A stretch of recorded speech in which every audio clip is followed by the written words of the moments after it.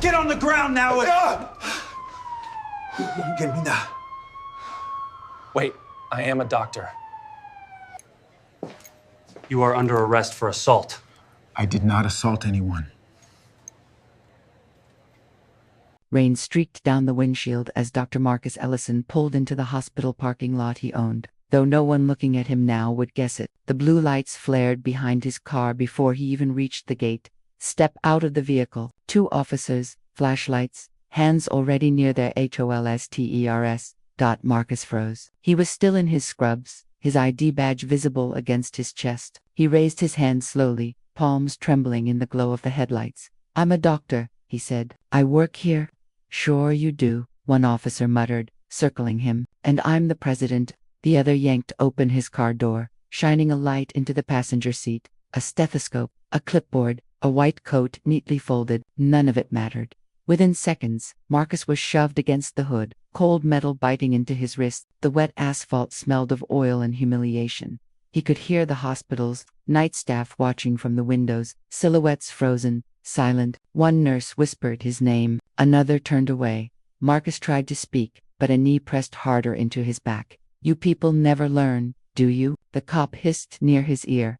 Lightning cracked overhead, illuminating the hospital's name on the building, Ellison Medical Center. The officer followed Marcus's gaze, reading the name, then looked back down at the man he'd just handcuffed. Something flickered across his face, confusion, maybe fear, before the rain swallowed it. And then, from the radio, suspect identified, Dr. Marcus Ellison, chief surgeon, owner. The officer's grip loosened. The silence that followed was unbearable. The rain hadn't started yet when Dr. Marcus Ellison turned into the hospital drive. The night shift lights glowed soft blue through the mist, a familiar, comforting sight. His name gleamed above the glass entrance, Ellison Medical Center. He should have been home hours ago, but the emergency surgery had gone long, and the weight in his chest refused to lift. He thought a few minutes alone in his office might help. Then came the flash of red and blue in his rearview mirror. Marcus slowed, signaled, pulled over. Reflex. He rolled down the window and waited. Steady breaths. The first officer approached fast, flashlight slicing across his face. "License and registration." Marcus offered both, his voice calm, rehearsed. "Evening, officer. Keep your hands where I can see them. I'm Dr. Ellison." I step out of the vehicle. His pulse thudded once, hard. He unclipped the seatbelt and stepped out slowly, the damp air thick around him. The second officer circled to the passenger side, peering in. "What's in the bag?" "My scrubs. I just left surgery." The first officer tilted his head. "At this hour?" Marcus gestured toward the building, its glass panels shimmering in the streetlights. "I work there. I'm a surgeon. My ID's clipped too." The officer grabbed his wrist, twisting it backward. "Don't move." Pain shot through his arm. Marcus tried to speak, but one shove, then another. His chest hit the hood, metal, cold. "I said I'm a doctor," he gasped, "and I'm Santa Claus." His stethoscope clattered to the ground.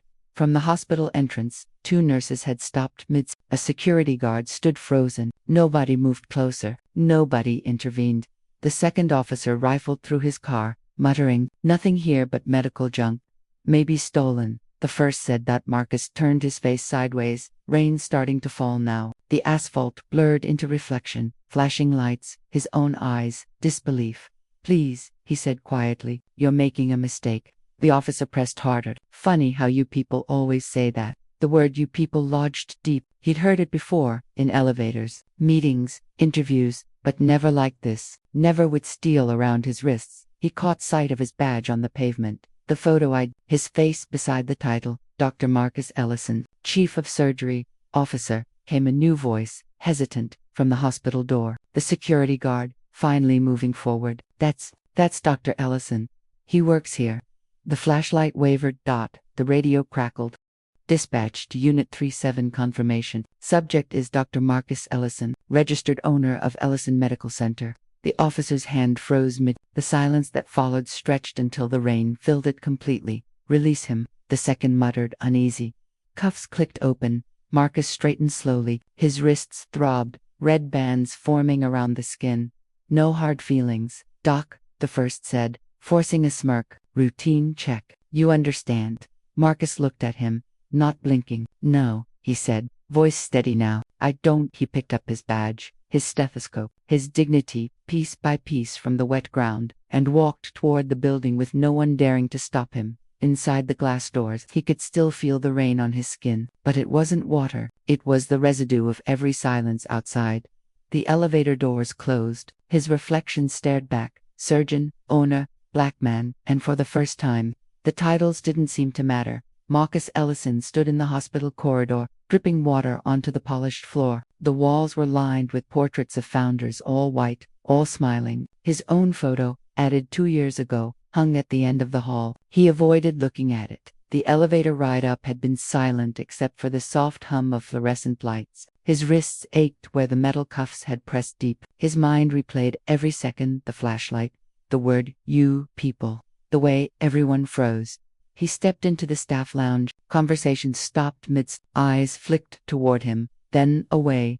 Nurse Carla, who had worked under him for 6 years, managed a thin smile. Dr. Ellison, are you okay? He nodded once. Fine. Her mouth opened as if to say more, but she didn't. She poured coffee instead, hands shaking slightly. Dr. Patel entered next, glancing between Marcus and the others. I heard he caught himself. There's a lot of talk downstairs. Security footage, phones, it's everywhere. Marcus set his bag on the counter. Let them talk. Patel hesitated. Administration wants to see you. Right away. The phrase landed heavy. Administration. As if he weren't the one who built the place, secured its funding, hired half the people sitting in that room. He walked down the corridor to the conference room. Inside, 3 administrators waited. The CEO, Harold Jennings, a thin man with the permanent tone of PR control, the HR head, Susan Tran, and the hospital's communications director, Denise Walters. Marcus Harold began, standing too quickly. We're glad you're safe. Truly. What happened tonight? Marcus cut in. What happened tonight was an arrest outside my own hospital. Yes, Denise said softly, and we're all horrified. But the footage is circulating already. We need to discuss a statement before the media. No, Marcus said. You need to discuss it. I need to process being handcuffed in my parking lot.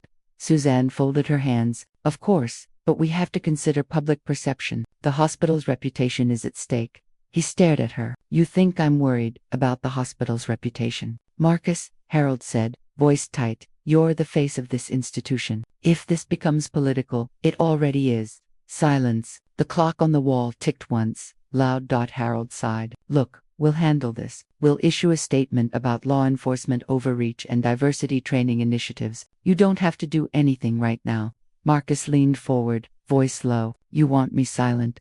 No, Denise said quickly. We just don't want emotions to cloud the message. Marcus let the words settle. He saw their faces, polite, controlled, terrified of losing donors. Not one of them had asked if he was humiliated, if he felt safe walking into his own building again. He stood. Release whatever statement you want, but I'll speak for myself. As he left the room, Harold called after him. Marcus, please, think of the institution. He paused at the door. I am the institution. Outside, the corridor buzzed faintly. Phones pinging, messages spreading. He caught fragments. The doctor, handcuffed. The owner. By the time he reached his office, the first video had already been uploaded. He opened his laptop. The thumbnail froze on his own face, pressed against the car hood. The comments scrolled faster than he could read. Typical race card. Should have complied. Unbelievable. He owns the hospital. He closed the screen. The knock on his door was soft. Carla again. Dr. Ellison, she said, stepping inside. Someone from Channel 8 News is calling the front desk. They want a statement. Tell them I'm unavailable. She hesitated. Everyone's scared. Not a view of what this means. He looked out the window toward the parking lot where it had happened. 2 dark patches still glistened on the asphalt, where the rain hadn't washed everything clean. They should be scared, he said quietly. That's the problem. Carla nodded, uncertain. You should rest, sir. He didn't answer. When she left, the silence returned, thick, echoing. His phone buzzed. A message from his sister. Saw the video. Call me. Don't let them bury this. He typed and erased 3 replies before setting the phone face down. At 3:17 a.m., Harold's official statement hit social media. We regret the unfortunate misunderstanding involving one of our physicians. Ellison Medical Center remains committed to collaboration with law enforcement and diversity awareness initiatives. Unfortunate misunderstanding. Marcus stared at the phrase until the words blurred. Then he whispered to no one, They still won't say my name. The rain began again, harder now, hammering against the windows. Somewhere below, the night shift moved on, machines humming, doors sliding open and shut, while the man who owned it all sat alone. Invisible inside his own empire, he leaned back in the chair and closed his eyes. The cuffs were gone, but the pressure on his wrists remained, and for the first time in years, Dr. Marcus Ellison felt like a stranger inside his own hospital. By morning, the hospital lobby was no longer just a place for patients. It had become a stage. Reporters hovered outside, microphones ready, waiting for the man whose arrest had already gathered 2 million views overnight. Dr. Marcus Ellison watched from the upper window of his office. The swarm of cameras looked like insects feeding on something freshly wounded. The first headline he saw scrolling across a muted TV read, "Police detain local doctor in routine stop. Misunderstanding cleared." The second one, minutes later, "Did Dr. Ellison escalate the encounter?" He turned off the screen. His assistant, Kendra, entered quietly. "Sir, the board has called an emergency session for noon." "Of course they have." She hesitated, then added, "They want it closed door." Marcus looked at her, young, sharp, black, and visibly nervous. "And they want me to sit there politely while they decide what version of me to present to the world." Kendra didn't respond. She simply nodded and left. When noon came, the conference room was already tense. The same administrators from last night were joined by 3 board members, older, conservative, their smiles brittle. Harold Jennings began, "Marcus, we're all deeply concerned. This situation has spiraled. We need to contain it before donors pull out." Marcus folded his hands. "Contain it? You mean bury it?" One of the board members, Mrs. Langford, spoke up. "It's not about burying, it's about optics. The video looks emotional. Perhaps we can release a joint statement clarifying that the officers didn't know who you were." Marcus stared at her. "You think this happened because they didn't know who I was? It happened because they saw who I was." Silence. Someone shifted papers unnecessarily. Harold cleared his throat. "The city's mayor called this morning. They're asking for your cooperation." A calm public statement to reassure people. "There's no tension between you and the police department." Marcus laughed once, short, without humor. "No tension. They slammed me against my car. You want me to thank them for their professionalism?" "Marcus," Denise said, tone soothing, "you're angry, understandably. But we need to be strategic. If we turn this into conflict, everyone loses." He rose slowly from his chair. "You mean you lose?" Harold's voice hardened. "Be careful, Marcus. The hospital's stability depends on perception. The staff looks up to you. If you make this about race, it is about race." Marcus snapped. "That's what none of you can say out loud." No one spoke. The hum of the overhead light filled the room. Then, from the back, Dr. Patel, who had been silent the whole meeting, said quietly, "He's right." Every head turned. Patel continued, "I watched that video. There was no aggression, no provocation. If this happened to him, it could happen to any of us." Mrs. Langford frowned. "Let's not exaggerate." "Exaggerate," Marcus said. "You think what happened to me is rare. It's daily life for people who look like me, just not always caught on video."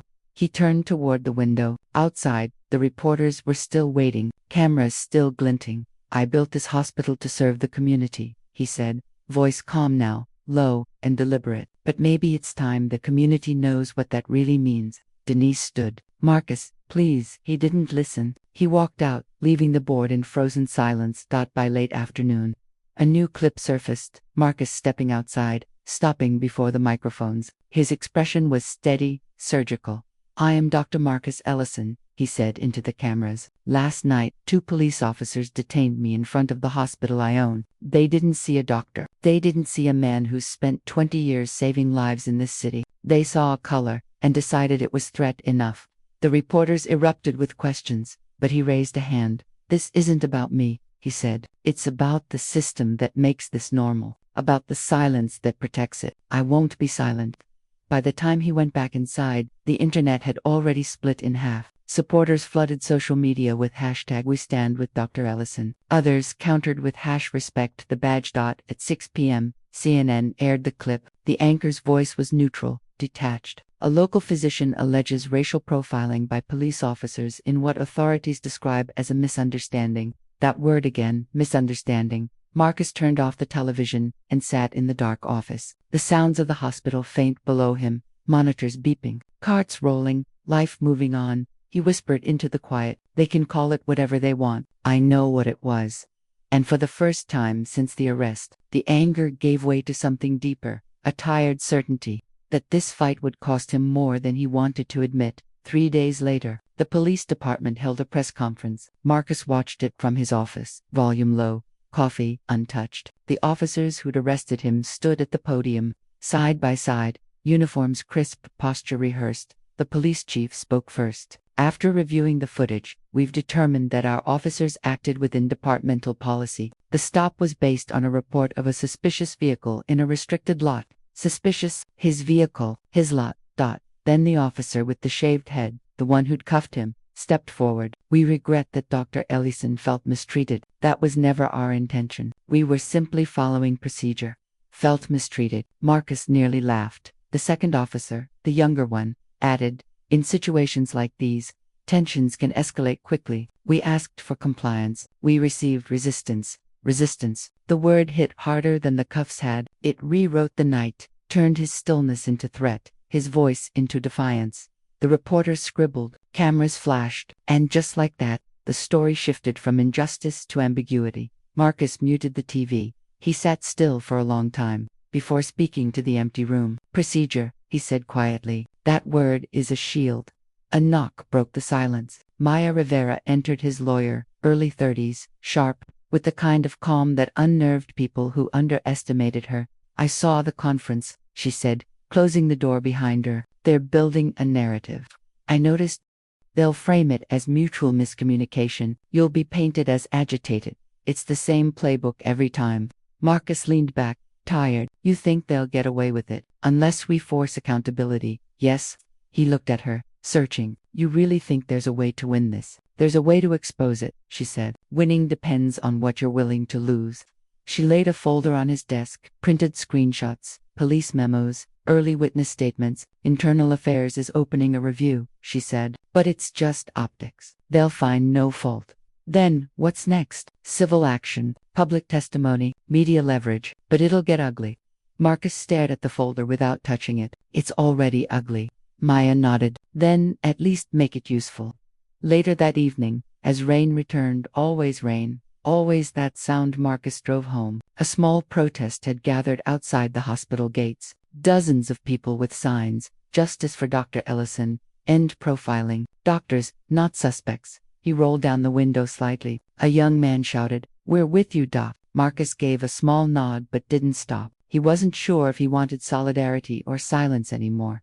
That night, his phone buzzed nonstop. Messages from colleagues, family, strangers, encouragement, outrage, advice. Then one from Harold Jennings. "Marcus, the board's concerned about you involving lawyers. We can handle this internally." He ignored it.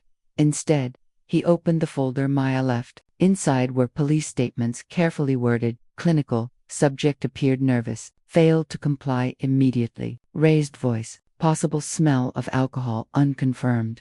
Marcus exhaled sharply. "They're rewriting reality," he said aloud. The next morning Maya called. "Internal Affairs interview, 10 a.m. downtown. You ready?" He wasn't, but he went anyway.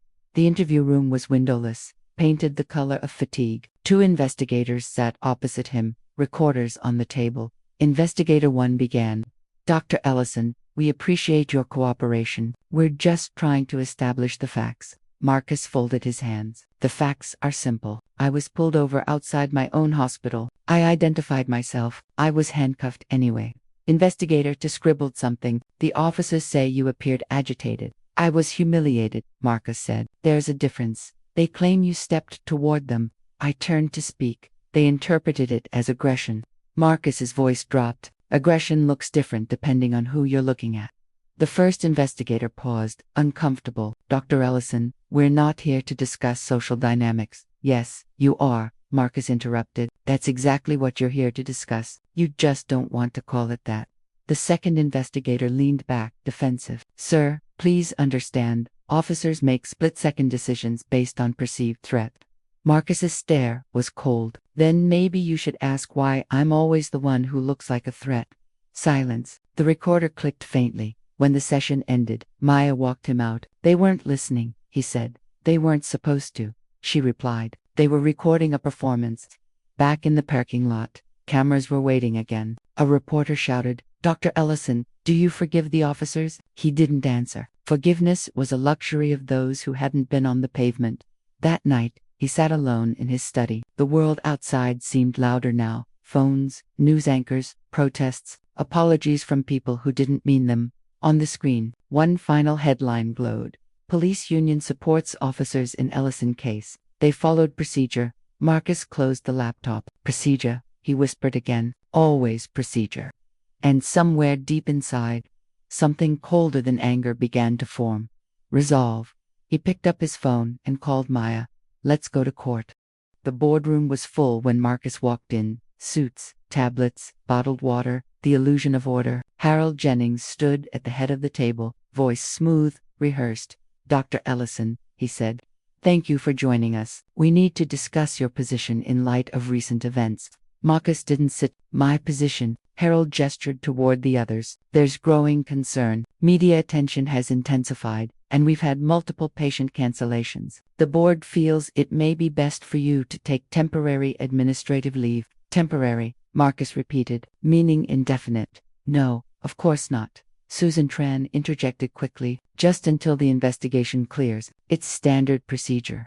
That word again, it had followed him everywhere. He looked around the table, faces that smiled at him in fundraisers, that shook his hand at ribbon cuttings, now avoiding his gaze. "You think stepping aside makes this easier for you," he said. "It won't." Harold exhaled. "Marcus, this isn't personal. We have to protect the institution."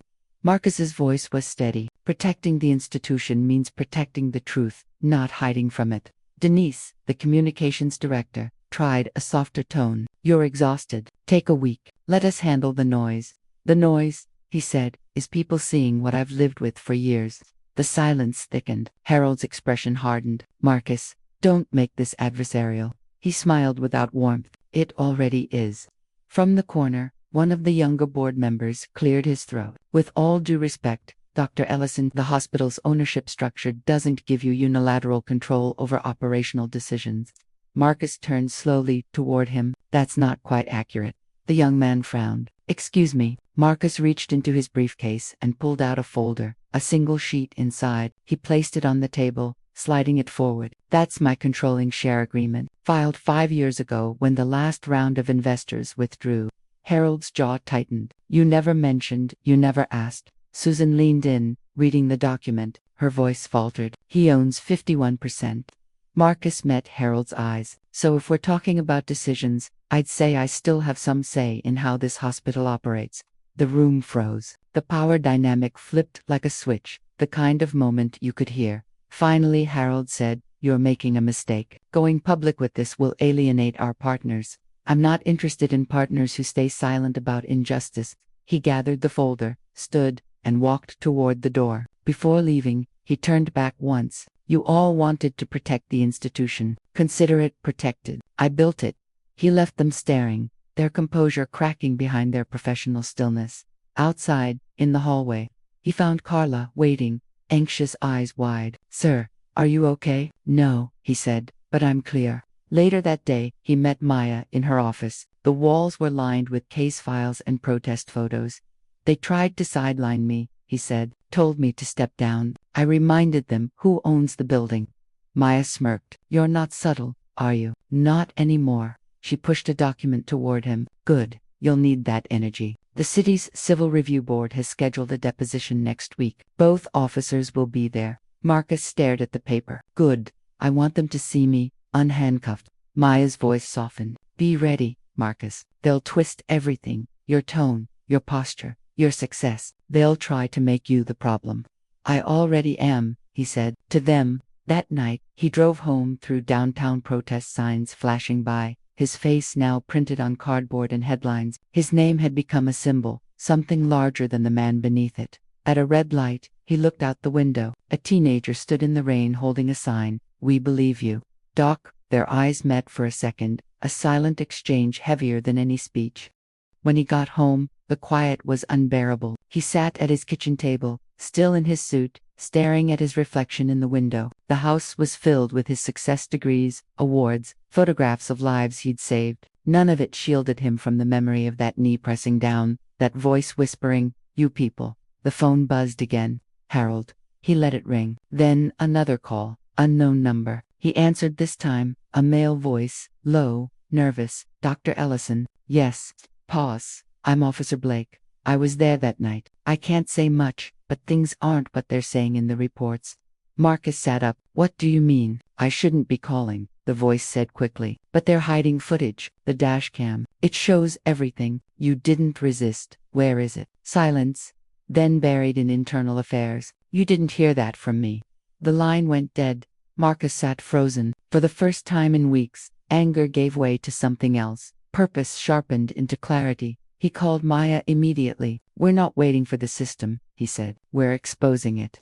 The conference room at City Hall smelled faintly of paper and sweat. A row of cameras lined the back wall, red lights blinking. The Civil Review Board had assembled officials in neutral suits. A clerk setting up microphones. Lawyers flipping through binders as if justice were a technicality. Marcus sat at the end of the table beside Maya Rivera. Across from them sat the two officers, Peterson, the older one with the shaved head, and Blake, the younger man who had called Marcus in secret. Blake avoided eye contact. Peterson didn't. The chairwoman, a woman with the tone of someone used to control, began the session. This proceeding is to review the conduct of Officers Peterson and Blake in the detainment of Dr. Marcus Ellison. All statements are under oath. Peterson leaned forward. We followed protocol. We had a report of a suspicious vehicle. The driver became argumentative. Maya's voice was cool. Argumentative? Do you mean he asked why he was being detained? Peterson's jaw tightened. He raised his voice. Marcus looked directly at him. You shoved me before I said a word. The chairwoman intervened. Dr. Ellison, please direct comments through your counsel. Maya placed a steady hand on his arm, a silent reminder. Control, restraint. She opened a file. You stated in your report that my client appeared intoxicated. Did you conduct a breath test? No. Did you find any evidence of alcohol in his vehicle? No. So that was speculation. Peterson hesitated. Observation. Maya's voice sharpened. Observation rooted in what? The man's silence said enough. The chairwoman cleared her throat. Let's move on. Maya didn't. One more question. Were you aware that the vehicle you stopped was registered to Ellison Medical Holdings? Peterson's eyes flickered. We didn't check until after detainment. Maya turned to the board. So, to summarize, two armed officers approached a man in medical scrubs, in front of a hospital clearly bearing his name, and decided he was suspicious. No probable cause, no investigation, just instinct. The word hung there, instinct, as quiet as it was damning. The chairwoman sighed. Thank you, Ms. Rivera. Officer Blake, you may respond.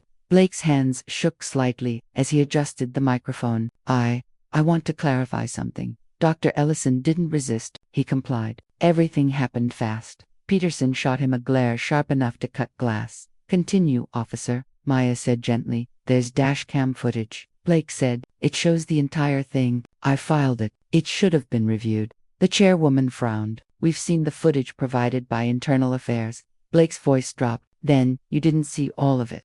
A murmur rippled through the room. Peterson shifted in his seat, color rising in his face. That footage was classified. Maya leaned forward. Classified or concealed? Peterson slammed his hand on the table. We did our job. The sound echoed. For a second, no one breathed.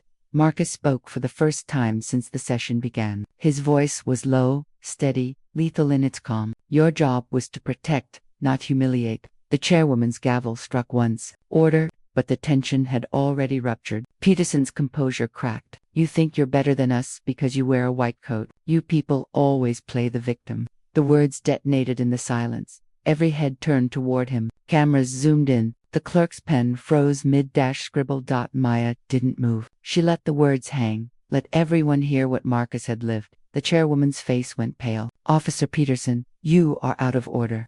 Marcus stood. His voice was quiet but carried across the room. That's the first honest thing you've said today. Peterson's eyes dropped. The board erupted in whispers. Maya rose beside him. I think we've heard enough.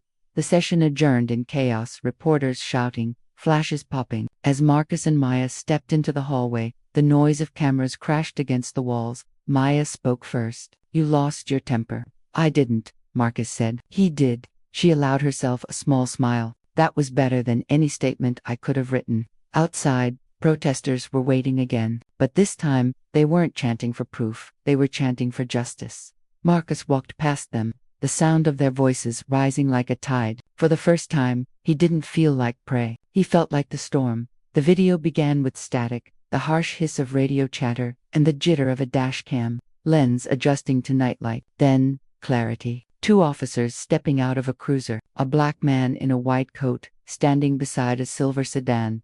Boftus watched from the boardroom screen as his own humiliation replayed in cold resolution. The footage ran in silence, but the memory screamed in his head, the grip on his arm, the gravel biting his knees, the flashlight in his eyes. Maya stood beside him, motionless. Across the table, city officials leaned forward, faces taut. Officer Blake sat at the end, silent, eyes fixed on the floor. Peterson was absent. He'd been placed on leave that morning. The chairwoman nodded to the technician. Play the rest. A click. The scene shifted. The earlier footage had been trimmed. Now it ran longer. This was the version Blake had turned over privately. Peterson's voice filled the room, sharp and unfiltered. Betty's just playing doctor. They all do. Laughter. Then Marcus's calm voice. I work here. Peterson. Sure you do. The silence that followed was unbearable, the kind that changed air into stone. Maya exhaled slowly. That's the part that was missing from the official report. The chairwoman's expression was grave. This will go to the ethics committee immediately. A man from the city attorney's office cleared his throat. Dr. Ellison, the mayor's office requests a meeting to issue a formal apology. Off record first, then public. Marcus's eyes stayed on the frozen frame, his body on the ground. Peterson's boot in the shot, the hospital's logo glowing behind them. No off record, he said. Not anymore. Blake looked up. Sir, I'm sorry. I didn't know how to stop it that night. Marcus turned to him. You did now. The young officer swallowed, shame flooding his face. I'll testify, whatever it takes. Maya placed her folder down with finality. Then we'll let the truth finish what we started. The board dismissed them, but Marcus didn't move. He stayed, staring at the screen, the frozen image of his own face caught between anger and disbelief. It didn't feel like victory. It felt like exposure. When they stepped outside, the day was bright and sharp. News vans clustered along the steps. Microphones lunged toward him. Dr. Ellison, how does it feel knowing the officers have been suspended? Will you press charges? Do you forgive them? The questions came fast, slicing through the noise. Marcus stopped. Forgiveness isn't what fixes this, he said. Accountability does. The line rippled through the reporters. Pens scratched, cameras rolled. But Marcus didn't stay defeated. He kept walking. Maya caught up beside him. You just gave them the quote that'll lead every broadcast tonight. I gave them the truth, he said. They reached his car, the same one from that night, polished now, but still marked by memory. Inside, the world was quiet again. Maya looked at him for a long moment. You know, you could have settled this quietly. The hospital board would have paid whatever you wanted. I didn't want money. What did you want? He stared out at the reporters packing up their gear. To stop being the story, to go back to just being a doctor. She nodded, but her eyes were heavy. That's not how this ends, Marcus. I know. The phone buzzed, a notification from the hospital's internal server. Staff memo, public statement, Dr. Ellison's detainment incident. His hospital was already rewriting the narrative. He tossed the phone into the console. They'll say, I showed grace, that I accepted the apology, and you won't. He shook his head. I'll accept change, not pity. For a moment, neither spoke. Outside, a group of interns from the hospital held signs. We stand. With Dr. Ellison. The same young nurses who had watched his arrest through the lobby glass now stood in the sun. Their voices steady. Maya turned to him. They're learning what you taught them. He started the car. Let's hope they don't have to live it. The camera lights reflected off the windshield as he drove away. Each flash felt like a pulse, not of fame, but of reckoning. Behind him, the city that had broken his name was beginning to say it differently. The press conference was held in the hospital's main atrium, the same place Marcus had once walked patients through on their first day of recovery, the same place he'd been dragged past in handcuffs. Now, the cameras were back, the crowd thicker, the air electric. A banner read, Press Conference, Ellison Medical Center. Rows of reporters sat shoulder to shoulder. Microphones clustered like a field of silver reeds. Hospital executives stood to the side, all somber faces and rehearsed regret. Marcus stepped up to the podium. No white coat today, just a dark suit. a stillness that could have cut through glass. The crowd hushed. Maya stood in the front row, arms crossed, nodding once as if to say, "Your turn now," Marcus began, voice low, deliberate. "3 weeks ago, I was mistaken for a criminal outside my own hospital." The echo of flashbulbs filled the pause that followed. "I was arrested without cause, humiliated, and accused. I was not a victim of mistaken identity. I was a victim of assumption." The room shifted. Reporters leaned closer. Assumptions about who belongs where, about what a doctor looks like, about what power looks like. He paused again, scanning the audience, the nurses, the administrators, the interns who had come to stand behind him. "I spent years building this place, saving lives in rooms where my name is written on the wall, and still, I was reduced to nothing more than a profile." He looked down briefly, then back up, voice steady. "Let's be clear. This isn't just about one night. This is about every unchecked bias that turns a badge into a weapon and a question into a threat. It's about the silence that follows." The hospital director stepped forward, his tie trembling slightly. "On behalf of Ellison Medical Center, we offer our deepest apology." Marcus cut in. "I don't want an apology. I want reform." The audience gasped softly. Cameras zoomed. He continued, "Starting today, this hospital will implement a new partnership with the city to create bias response training for law enforcement and medical staff alike. The officers responsible will face their own process, not behind closed doors, but in court." He turned to the crowd of journalists. "You wanted a headline. That's it. Justice isn't a statement. It's a system being forced to see itself." The flashbulbs went off again, blinding and relentless. Afterward, in the side hallway, Maya caught up with him. "You really don't like easy wins, do you?" Marcus managed a faint smile. "They don't last." She handed him a folded document, the court summons for Peterson. "He's already filed for early retirement. Internal Affairs reopened 3 prior complaints. They'll stick this time." "Good," Marcus said, though his tone carried no triumph. She studied him. "You should feel vindicated." He looked past her through the glass walls of the atrium, at the reflection of himself on the marble floor. "Vindicated doesn't bring back what they took. It just proves I wasn't crazy to feel it." For a long moment, neither spoke. Then Maya said quietly, "You changed something." He turned, voice low. "Did I, or did I just make it impossible for them not to pretend they did?" Maya didn't answer. Outside, chants rose from the courtyard. "We see you, Dr. Ellison. Justice for all." The sound rolled through the atrium like thunder. Marcus stepped toward the glass, watching them, students, doctors, families, strangers, faces of every color. He whispered, more to himself than anyone, "Maybe that's what change looks like at first noise." Maya smiled faintly, then let it be loud. He nodded once. Later that night, he walked the hospital corridors alone. The fluorescent lights hummed. His reflection followed him in the polished tiles. In one of the patient rooms, a little boy, black, maybe 6 years old, sat up in bed, eyes wide. "Are you the doctor from TV?" the boy asked. Marcus stopped. "I'm one of them. My mom said you're the boss here." He smiled faintly. "Something like that." The boy tilted his head. "So they can't boss you around anymore." Marcus's smile faltered. "No one should have to be the boss to be treated right."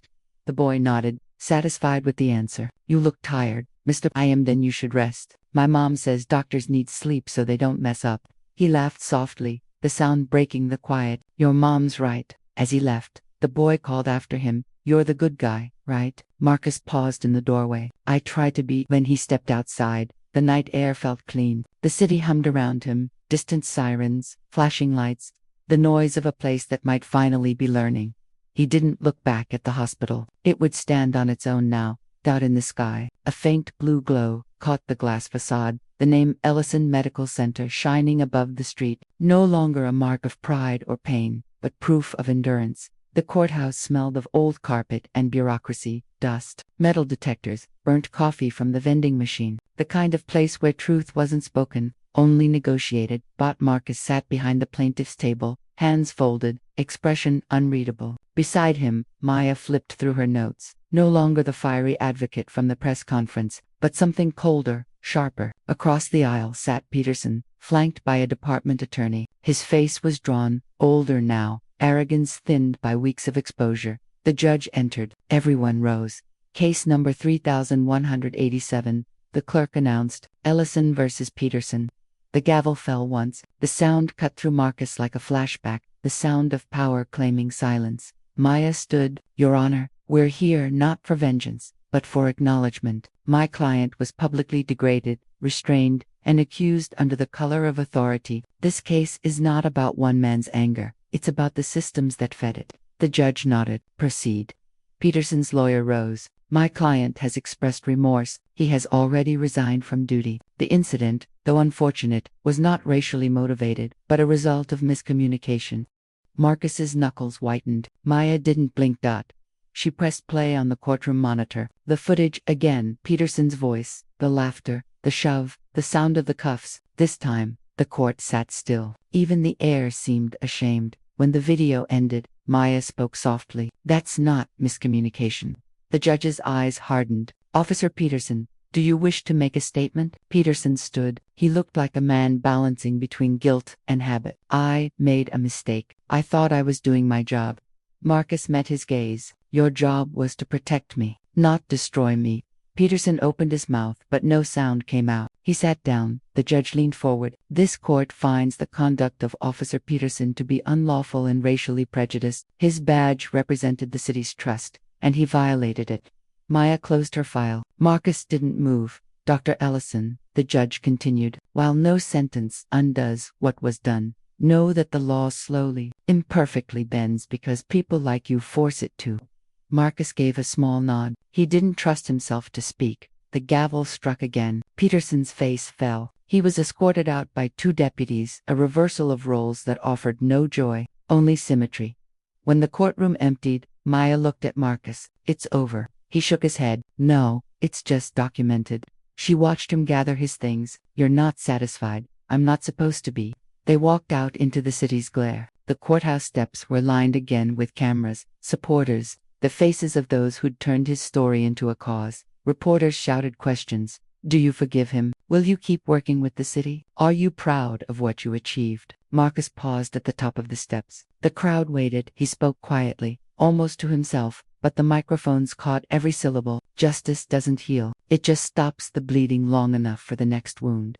No applause, no cheer, just a stunned, respectful silence. Maya touched his arm. They wanted hope. I gave them truth, he said. They can build their own hope from it. He stepped down the stairs slowly. A breeze carried a few stray signs into the street. Accountability, equality, Ellison. At the bottom of the steps, a familiar voice called out, Doctor Ellison. It was the young officer, Blake. No uniform now, just a plain shirt, exhaustion in his face. Marcus hesitated. You shouldn't be here. I had to be. They're going to fire me for releasing the footage. Then you did the right thing, Marcus said.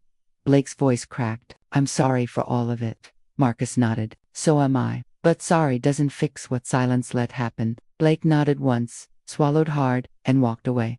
Maya exhaled. You didn't have to talk to him. I did, Marcus said. He was the first to see it and not deny it. They reached the car, the same one that started it all. For a moment, Marcus rested his hand on the door handle, his reflection fractured in the window. Maya asked, what happens now? He looked up at the courthouse, the flags fluttering against a washed-out sky. Now the story stops being mine. He opened the door, but before he got in, he turned to her. You ever think we only win because they let us? She frowned. You really can't accept victory, can you? He gave a weary half-smile. Justice doesn't feel like victory. It feels like survival. Maya looked at him for a long moment, then said quietly, survival's how change starts. He nodded once, closed the car door, and pulled into the street. The courthouse shrank in the mirror, a building full of verdicts, but empty of redemption. As he drove past the hospital, he slowed. The lights glowed against the evening sky, the name Ellison Medical Center bright and clear. Inside, life went on, patients healing, nurses laughing, another night shift beginning. Marcus rolled down the window. The air smelled of rain. Somewhere in the distance, a siren wailed, fading, not chasing. He whispered, let it end here. Then he drove on, not triumphant, not broken, just steady, the way people drive when they've finally stopped running.